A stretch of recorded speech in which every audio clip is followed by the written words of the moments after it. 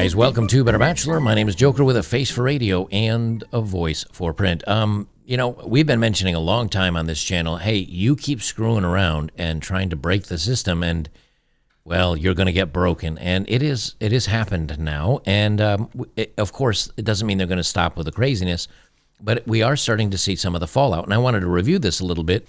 The reason why I started off here with a blue-haired brigade is because of the first story I want to talk about. And I'm going to do a little bit more kind of news stuff. I think it still is very applicable to us as guys with the craziness in society and feminism and the blue-haired brigade and the LDHD TV communities and all the other stuff. And then I'm just going to see how often the video's viewed and what the average length of watching is and all that other stuff. And then that'll tell me if you guys want to watch it or not. So that's the good news, is that these videos tell me what content you appreciate and what you don't. So I hope you enjoy this kind of content. So the first story we're going to talk about is from CNBC. Resumes including they and them, well, the pronoun people, are more likely to be overlooked, a new report finds. Now, one thing they did not do, and I'll talk more about this in a moment, is they did not test the she/her or he/him. They were not tested. So the truth of the matter is that even if you put that on your resume, that could also have the same effect of where you're not getting hired. Reason being is because they know that is something that's important to you. And most of those people are activists. And if you're an activist, you're a problem. You cause problems. And if you cause problems, you're a headache. And you're not worried about doing your work. You're worried about doing other things. So I think that's really where the majority of this comes in. They say, this is from CNBC, inclusivity shouldn't be present in the workplace. It should be practiced during hiring process as well. But unfortunately, non-binary job seekers are facing clear biases. According from a new report from business.com, a business resource platform, over 80% of non-binary people believe that they're identifying as a non-binary would hurt their job search. Similarly, 51% believe their identity has affected their workplace experience very or somewhat negatively. Ryan McGonigal, director of industry research at business.com and author of the report, says statistics show just how much work there is to do, because that's what they need to do, is push inclusivity harder. They need to put it in more things. That will definitely give us a better feeling about it, won't it? We clearly have more work to do on several fronts. Over the last 10 years, DEIB efforts have been prioritized by many companies. However, the results of this study and past research shows that teams in most industries aren't proportionally representative of the U.S. population.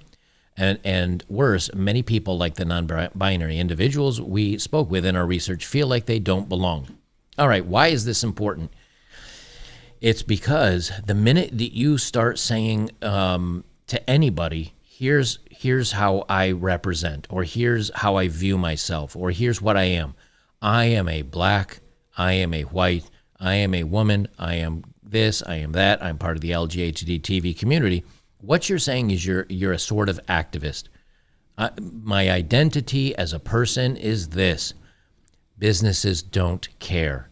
Businesses want to know, A, if you're going to come in and do the job, B, if you're going to do the job well, C, if they can pay you as little as possible for that job. And that's just how this goes.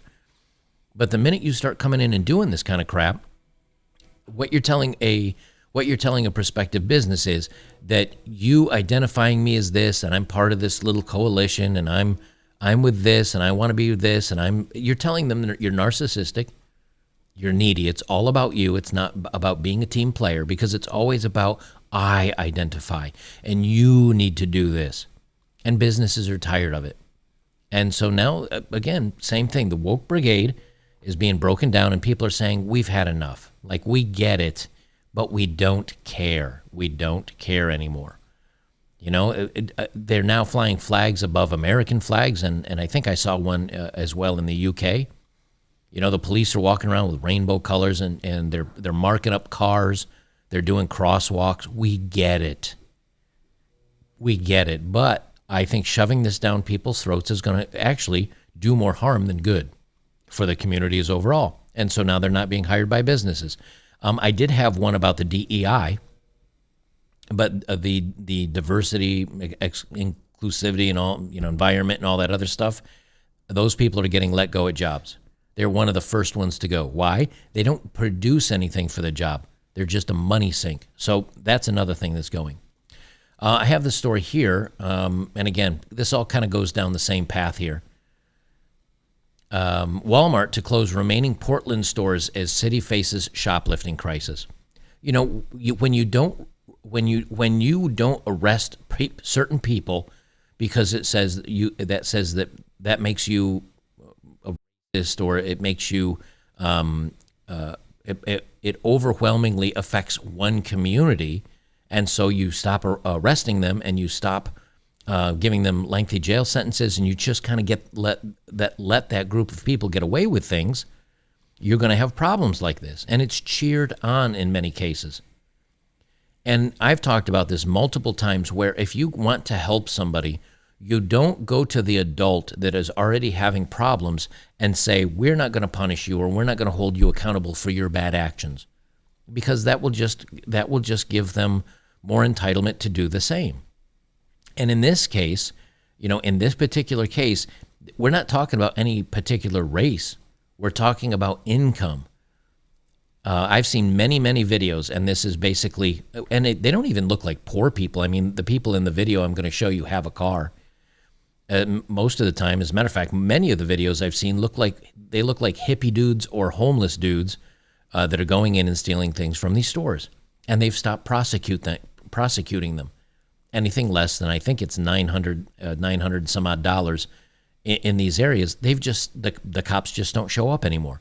So now people are shopping, they're filling up a cart, and they walk out. And the reason why the security guards don't stop them is security will stop them, and the police won't come.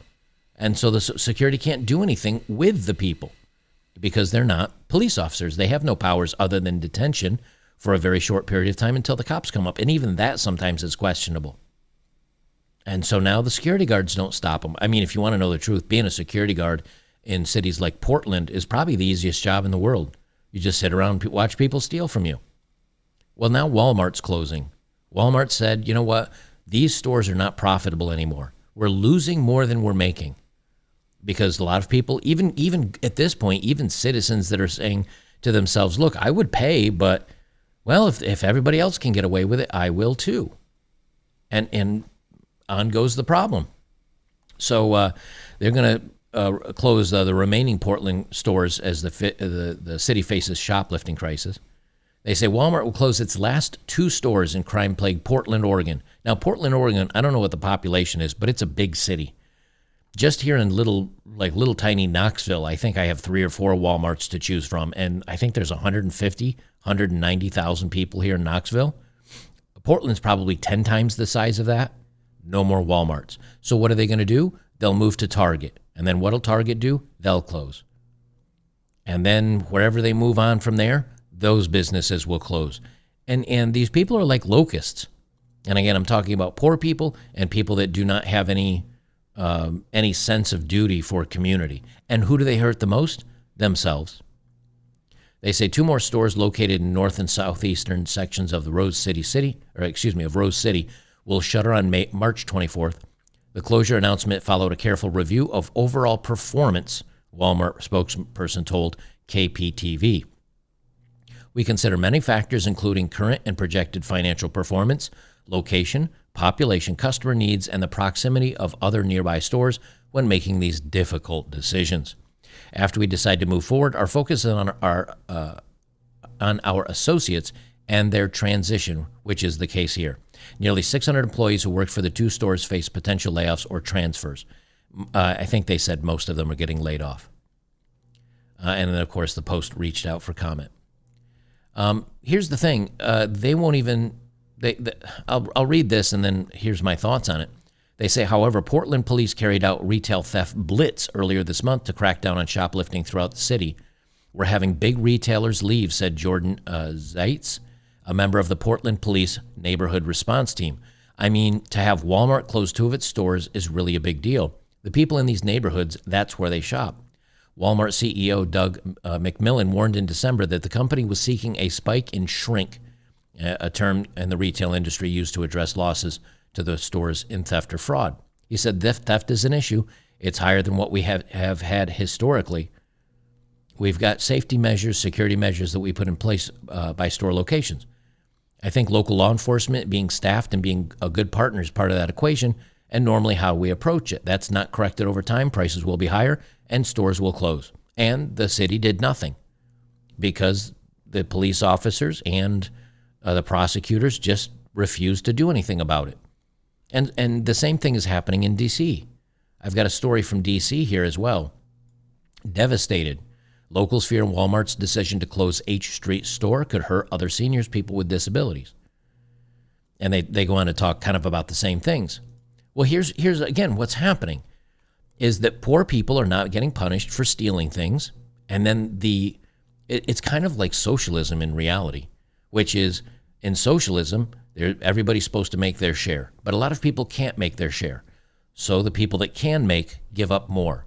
And then more people decide, I don't want to work either. Why am I working? And so they give up. And then the share coming from the well-to-dos is more. And eventually you've got very few paying for a ton of people, and everybody decides to stop working, and then you have complete collapse, starvation, other bad things happening.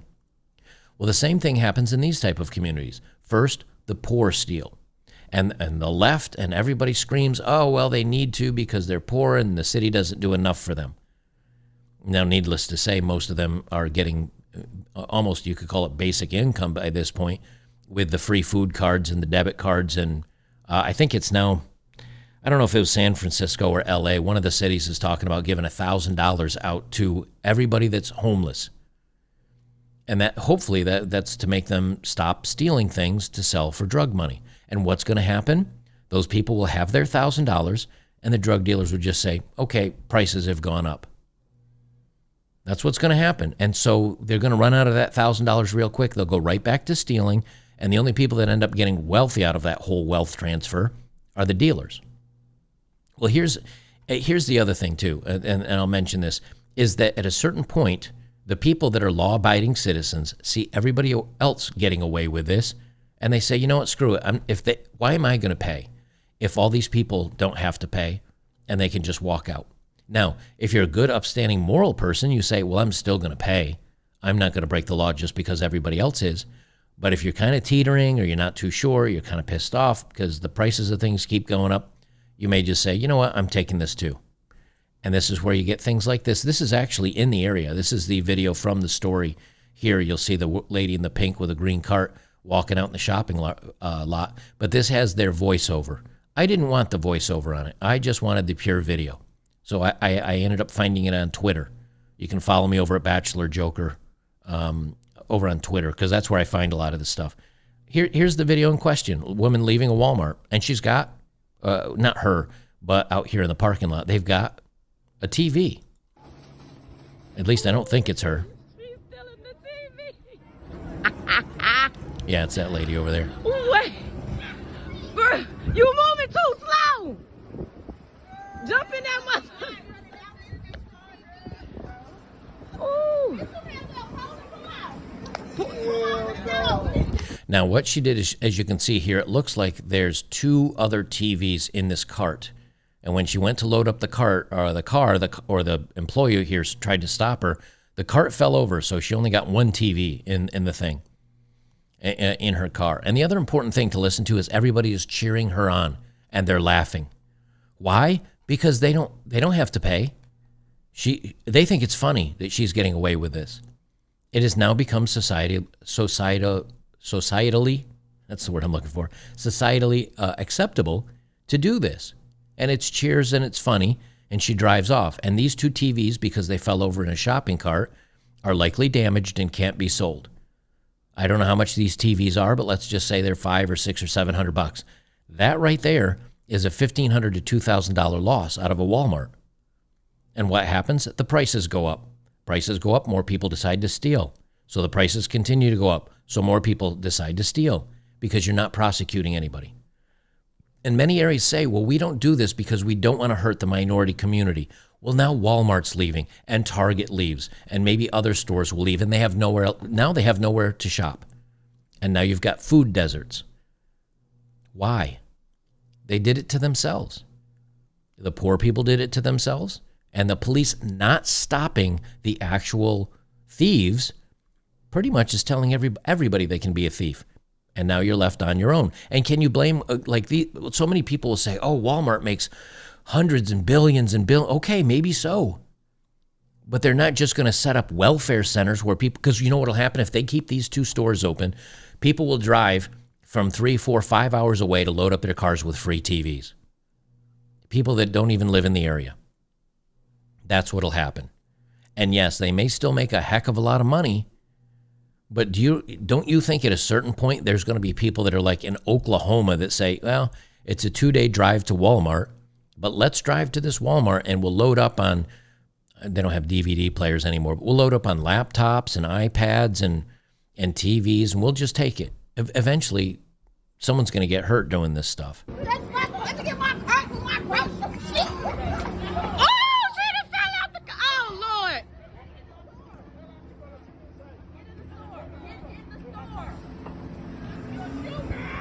She done left her shoe. She left her shoe. Wait.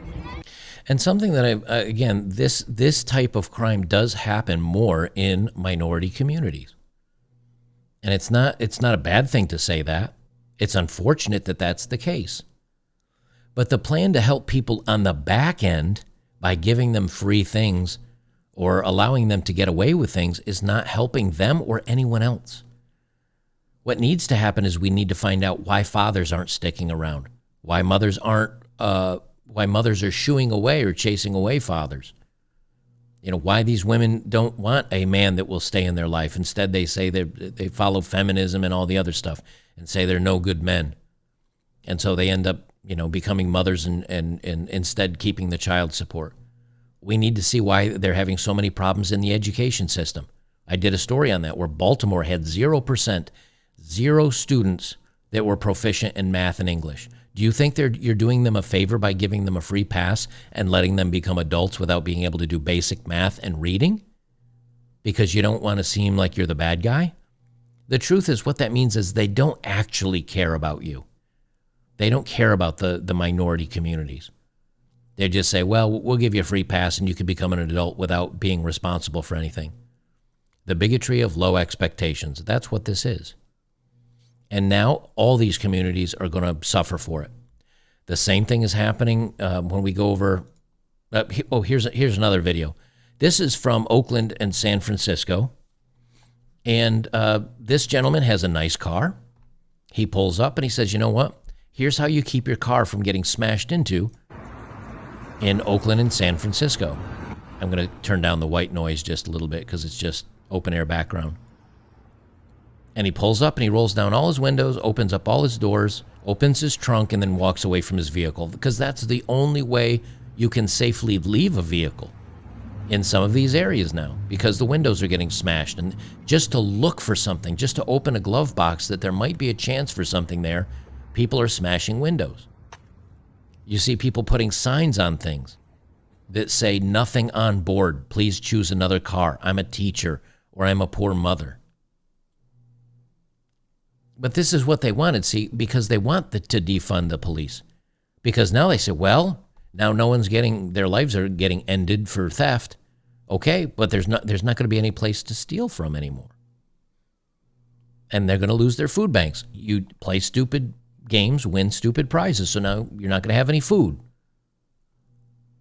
And what happened now in Austin, Texas? Now here we are in Texas, which is a more conservative state. Many tech companies moved to Austin. They brought along their woke agendas and their policies. They voted in very left-leaning people. And now the cops are quitting in Austin, stating that if you're conservative, it's hostile. You know, it used to be, hey, we had minor disagreements in politics. But now, if you're conservative, they'll actively chase you away. They say Texas's woke capital, Austin, is in the midst of a policing crisis with over 300 vacancies and cops quitting because they feel disrespected, multiple sources tell the Post. We're right there with Portland and Seattle and San Francisco as being one of those places where if you're at all conservative or in law enforcement, it's become a hostile work environment, a hostile place, said Lieutenant Moon, who retired last month after leaving the city he protected for 23 years. Another 77 officers are expected to retire before the end of March, on top of 264 existing vacancies. So that's going to put it around, almost 325, 330? According to the Austin Police Association. The Austin Police Department staffing so bad 911 calls are being redirected to the 311 non-emergency number because there aren't enough cops to solve crimes. If you come home and find your home burglarized, calls like that are now going to 311. You're not getting a police response to many property crimes if it's not violent and is a crime that's currently ongoing. Texas's capital, Austin's in the midst of a policing crisis. They already said that.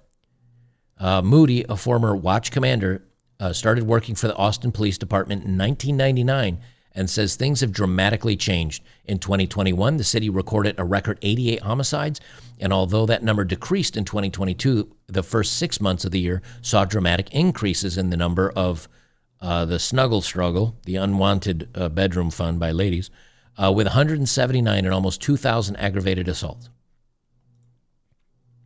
And so I've mentioned this before too. So and now of course they have the street races and other things like that. And so what happens? What happens is, and they have more. I'm not going to get. They voted to defund the police by $150 million, slashing their budget by a third. And they also ended 3 cadet classes and cut 150 officers from the budget. So what happens? What happens with stuff like this? The cops don't show up anymore. Criminals can be more bold. Criminals can get away with more things. All of a sudden, the area starts falling into disrepair. The good cops leave. The good people leave. The people with money, the people with affluence, the people with the ability to leave. And you have left the people that can't leave and the people that maybe are fine with this or support this kind of stuff. And you watch, Austin will follow along, just like Portland, just like all the other areas that have gone this route. Is that helping anybody? I mean, honestly, is this helping anybody? You're letting the criminals and the bad behaviors and the bad people set policy for everyone. Whether you want the policy there or not, it's there. Because the good cops, and what'll happen, again, good cops, good nurses, good doctors, good dentists, all good lawyers, all the professionals, people that can easily get a job somewhere else because they're the hardest working or the smartest or the brightest, or they have enough scratch together to get the hell out of there, they leave, leaving the bad people behind. And if you don't believe that, go look at Detroit. Go look at Chicago. I can't tell you how many businesses and investment firms and other places have left Chicago over the crime from Lori Lightfoot over the last couple of years. Well, this is going to continue on. It's happening in London. It's happening in Paris. It's Malmo. I mean, I went through Malmo in Norway. Is it Norway? I think Malmo's in Norway. I remember the name of the city. I'm pretty sure that was in Norway. When I was there were areas that felt very similar to when I was in Egypt. Like not a whole lot of English signs, not a whole lot of English-speaking people, but it wasn't dangerous at the time. This is going back, I think, 2015, 2016. Now it's dangerous. It's because the groups are not assimilating. They're not becoming a cohesive community that cares about each other and that cares about the other people within them. It has nothing to do with the color of skin. It has to do with, do you care for your fellow man? Do you care for your community? Do you want to be part of a good community, or are you selfish and looking out for yourself? And many people today are looking out for themselves. And these are the kind of problems that you're going to be having from it. But it never works. And see, that's the problem, is you got to hit rock bottom before people find that out. Vanguard pulls out of net zero ESG initiative. Company withdraws from net zero. Asset managers cites lack of clarity by ESG and net zero. According to Reuters, Vanguard is pulling out of a major investment industry initiative on tackling climate change in order to show that it acts independently and to provide clarity on its views to investors, the world's top mutual fund managers said on Wednesday. Now they want to charge for the rest of the article, but that doesn't matter because my point stands. They tried it and they go, this does not work. This doesn't make money. It's a lost leader. This is nonsense. It's failing. And they either have to abandon it or watch it go into decay. And that's why I keep saying we're a long way from rock bottom. It may take a decade to get to rock bottom. But some areas are already starting to see what's happening, and they say, hey, you know what, we're going to fix this. For example, Florida, here in the United States, Florida has put out a call, and I think they're hiring something like 1,700 officers. So the officers that are in Austin, Texas, that are conservative, see Ron DeSantis over in Florida that just won his reelection by 20 points, by $1.5 million or 1.7 million, and they say, hey, he's a conservative guy running a conservative state, and they're hiring. So the officers from Austin that are conservative, that love what they do, and they're probably decent cops, will go to Florida, and then and then Texas has a huge vacancy, and they're filled with, the police officers that you get that don't meet the quotas, that don't pass high school because they've lowered all the qualifications because they're so desperate. And then you probably get either not the best of the best for sure. You probably get the worst of the worst, or you might actually get criminals like you did in the case that happened in Memphis, I think it was, where you have 5 cops, beat a guy until he's ended. And the same thing's happening in your education. Like, you're going to have to pay attention to what kind of doctors and lawyers you go to. Columbia University becomes the first Ivy League school to permanently drop SAT and ACT testing requirements. Now, it has nothing to do with how smart you are getting into an Ivy League college. It's all about your wokeness and your diversity and your skin color. That's what's going to get you a degree from these colleges now. And they don't care. Why does the college not care? Because these people still need to get loans, and so the college still makes its money. The finance system still gets its money from the loan that you cannot declare bankrupt from. So it's literally like a cuff and a ball and chain around your leg for the rest of your life. And because maybe you weren't qualified to go to this college, but now you can get in, and now you can get a certificate from an Ivy League college, it doesn't mean that you're good at your job, though.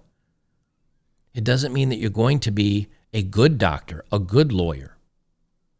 All the systems that we had in place that would be the difference between a lawyer that can charge $500 an hour and a lawyer that can charge $50 an hour and works as a city prosecutor or as a city defender for free, all those gates are taken down. And again, the bigotry of low expectations, what happens is that now they say, well, we're not going to really take that many Asians. We're not going to take that many Caucasians. We are taking more minorities, however, of Hispanic and Black and et cetera, et cetera. And if they say, we're not testing them to come into college and we're going to let them graduate no matter what their test scores are, you as a person, if you now know this about this university and these graduates, are you going to say to yourself, for your next doctor, are you going to say to yourself, hey, I'm going to go with a Caucasian or the white person or the Asian or the Jewish person or whatever that's not getting these advantages because I know they had to bust their tail to go through college? Or are you going to go to the doctor or the lawyer that got to pass through these colleges and these schools because of their skin color? What's going to happen is you're going to say, I don't know, I think I'm going to look for this other group that passed and I know they had to work real hard. I'm going to avoid the people that got the free ride because I don't want that to be my doctor or my surgeon or my whatever. And if you're a minority that works really hard, that busts your tail to get great grades and to become a really good doctor, and you're graduating next to somebody that barely got through, but they got through because of a great essay about how woke they were and how much they support the LDHD TV community and really shouldn't be a doctor, are you okay with that, for the fact that now people question your credentials and question whether is your Ivy League degree really Ivy League, or did you pass because you're a minority? See, I, as a person, if I were a minority, I'd be pissed at hell they're doing this, because all it does is it punishes me because now all these other freeloaders get in. It was one of the reasons why I left the last company I worked with, because we hired a bunch of people that weren't qualified for the job. And what happened? Everybody that was qualified for the job, not only did we have to do our work, but then we had to go in and fix up all their screw-ups. And it caused us extra work. And you know what happened to the good engineers? They left. And now all you're left with is the bad engineers that can't do anything, but now you can't let go of them because of diversity and because of their skin color. because they're demographic. And you ruin, and the companies will pay eventually. But what happens when this happens in the gas industry and in the plumbing industry and in the diesel industry and all the electrical industry? What happens when the quality of workers go down? You end up like you do over in some small towns, maybe and no offense to anybody in these countries, but small third world countries you go to there and you look up at the top of the power pole, and instead of clean lines going up to a transformer and everything is done under code, you see rats' nests of power cables. Because the qualified aren't there to do the work, but somebody's got to get things done. I'll leave it with this. This is a short video. Well, I'll leave it for this for those of you on YouTube. For those of you on local, I have a lot more to go, but we're already coming in a little bit over 30 minutes. So I'll leave it with this. This woman had a male teacher that taught her a valuable lesson. I'm going to let this play through so you can kind of hear her story, because I think the teacher that taught her this lesson did her a very big favor. This is back when teachers could actually teach things, and we still had male teachers, which we don't have too many anymore, about 5%. She's got a great message here. I'm going to let it play out here. I'm not 100% sure why I'm being asked to share this story, but I'm guessing it's because somebody needs to hear it. When I was 16, I went into what I thought was going to be a normal day at biology class. And when I walked in, all the desks were arranged in a circle in the middle of the room. And the instructor, who had always been a really amazing, loving, kind instructor, was super militant, super scary, and just looked at us and said, "Sit down, shut up. You are not allowed to move, to speak at all, and anyone who does will immediately fail my class." And we were all stunned. I get like, just thinking about it, because I was a straight A student and grades were really important to me, and I was just like terrified. So we're all sitting there silently, nervous out of our minds.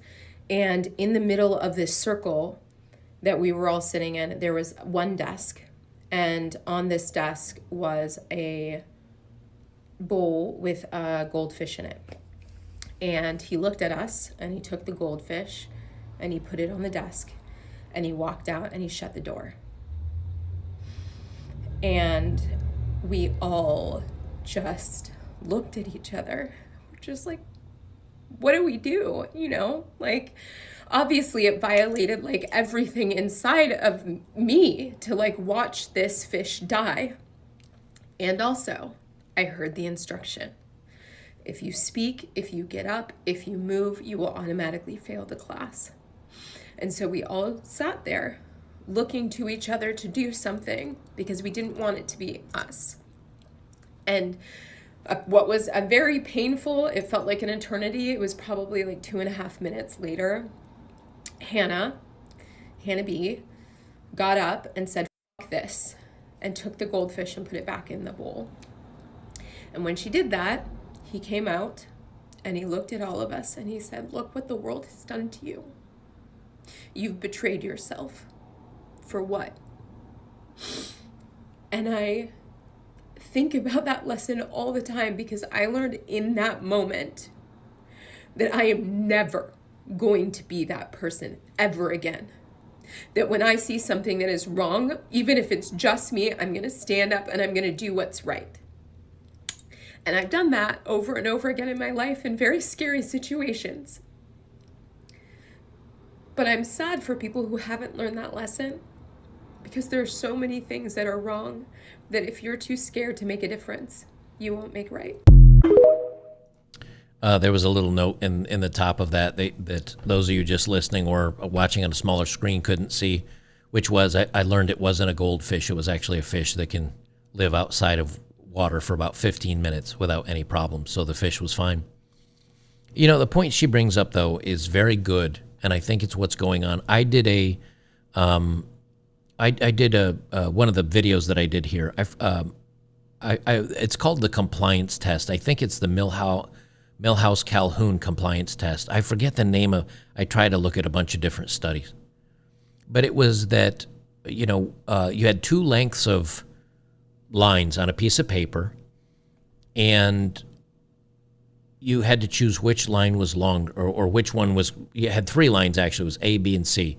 And they'd ask you, which line is C the same length as, A or B? And it was pretty clearly A.